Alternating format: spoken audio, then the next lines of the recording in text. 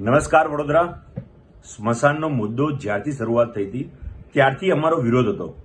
વિરોધ કેમ હતો? કારણ કે કોઈ પણ સ્વજન મૃત થાય એમની જે અંતિમ ક્રિયા હોય એ અંતિમ ક્રિયાનો જે કંઈ ખર્ચ હોય તે નોમિનલ થતો હતો, 1500-2000 રૂપિયા.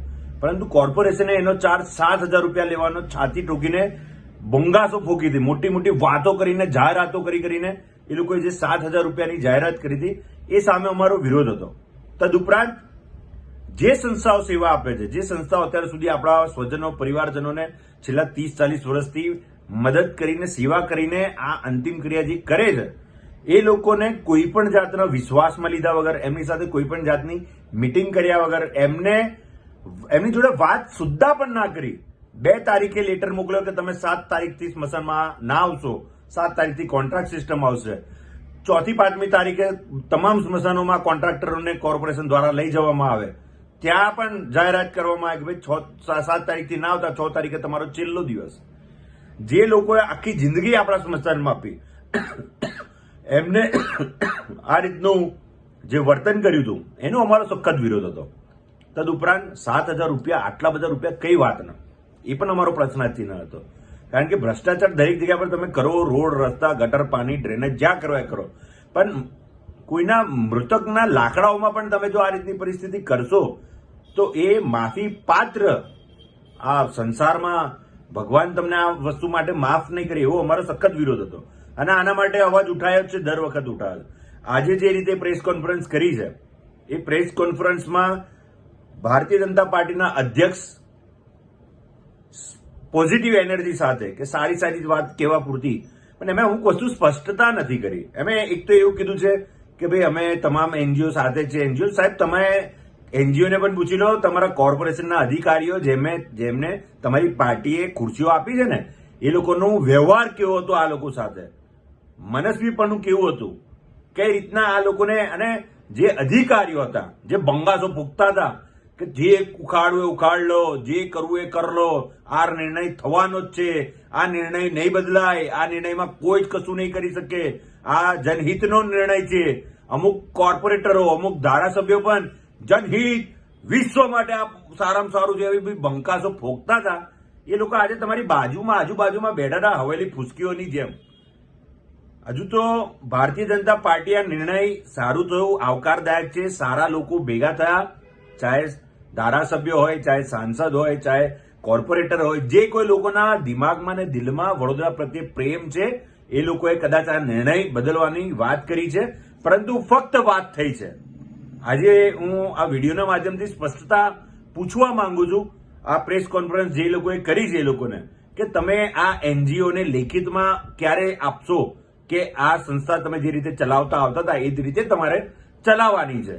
તદુપરાંત તમારા ચેરમેન એવું કહે છે કે ભાઈ આ તો જે લોકો સેવા આપશે એ સેવાના પૈસા માઇનસ થઈ જશે, બાકીનો ચાર્જ લાગશે.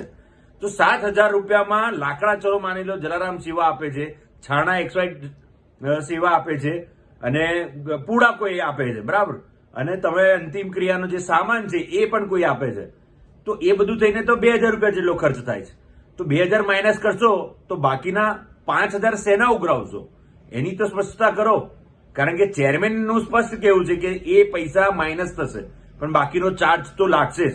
તો 5000 રૂપિયા તમે કઈ વાતના? દરેક પ્રત્યેક બોડીના મૃતકોના પરિવારજનો પાસેથી તો નથી જ લેવાના, તો સ્પષ્ટ છે. પરંતુ કોર્પોરેશનના બિલ ખાતામાં એ બિલ એના પાસ થવાના છે. એ બિલ કઈ બાબતના, કયા ભ્રષ્ટાચારના પાસ થવાના એની પણ સ્પષ્ટતા કરો. અને જે કોઈ લોકો આની માટે, વડોદરા શહેર માટે સારા સારા લોકો, જે કોઈ લોકો ભેગા થયા છે ને એ લોકોએ આ રીતની નિર્ણય લીધો છે, અમે એમને આવકારીએ છીએ. પરંતુ આ નિર્ણય ફક્ત ઇલેક્શન પૂરતો તો નથી ને, 4-5 મહિના.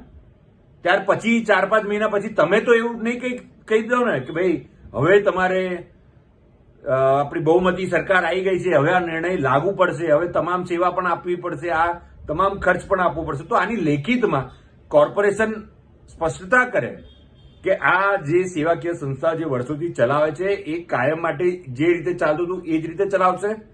એમાં કઈ કઈ જાતની સુવિધા અને સેવા કોર્પોરેશન આપશે અને એનો કેટલો ચાર્જ લેશે? કારણ કે વાતો કરવી ને વાતોના વડા કરવા તમે તમારી આખી ચૂંટેલી પાક મૂકો કે 400 ચૂંટેલી પાક મૂકો, તમે મુખ્યમંત્રીને પણ જોડે બેસાડીને વાત કરો, પણ વડોદરાની સ્પષ્ટતા પૂછવા માંગે છે કે તમે કઈ રીતનું આ નિર્ણય લીધો છે.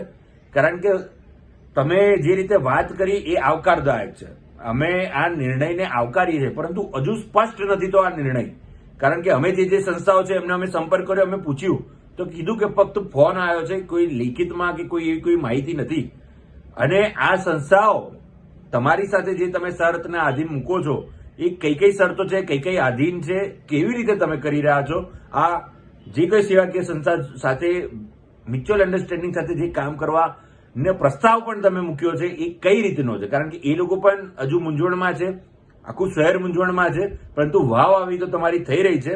અને અમે પણ જે કોઈ લોકો ભાજપના 2 કોર્પોરેટર છે, કોંગ્રેસના 7 કોર્પોરેટર છે, 1 ધારાસભ્ય છે, આ યોગેશ પટેલ સાહેબ, જે કોઈ લોકોએ પણ ભેગા થઈને આનો વિરોધ કર્યો છે અને જે ડંફાસો મારતા હતા, જેમ કે કેવું રોકડિયા મોટી મોટી ફેકમ ફાંકી કરતા હતા, એ એમની વાત કેટલી યોગ્ય છે. કારણ કે એ લોકો એવું કહેતા હતા કે અડ્ડા બનાવી દીધા છે, કબજે કરી લીધા છે, કોઈ જાતની ફેસિલિટી નથી મળતી. તો આ વસ્તુ પણ એક પોઝિટિવ છે કે જ્યાં આ પ્રકારનું વસ્તુ થઈ રહી છે તો એની માટે પણ સંસ્થા અને કોર્પોરેશન કેવો નિર્ણય લઈ રહ્યા છે. અને બાકીની જે તમારે કીધું કે 27 સ્મશાન હજુ આપવાના છે તો એના ધારાધોરણ કહી દો. અમે જે તે વિસ્તારના સ્થાનિક લોકો, અમે લોકો પણ ભેગા થઈને કરીશું. કાં તો પછી કોર્પોરેશન સુરત પાસેથી શીખી લે. સુરત એક નોમિનલ અમાઉન્ટ ફંડ જે કોઈ સંસ્થા છે એને આપે છે અને એ સંસ્થા દ્વારા આખું આયોજન થાય છે. તો આ રીતનું કઈ આયોજન હોય તો એની સ્પષ્ટતા કરો. વડોદરા શહેર સ્પષ્ટતા પૂછે છે, માંગી રહી છે. કારણ કે હજુ પણ આ નિર્ણયને અમે લોકો તો આવકાર્યો નથી. વાત તમારી સાચી છે, પણ આ ફક્ત 4 મહિના માટે તો નથી ને, ઇલેક્શન પૂરતું તો નથી ને. આ વડોદરા શહેરની જનતા, અમારે પરમનન્ટ આનો નિર્ણય જોઈએ છે અને આવી સંસ્થાને પરમનન્ટ કામ કરવા દેવું જોઈએ, એવી અમારી પણ એક માંગ છે.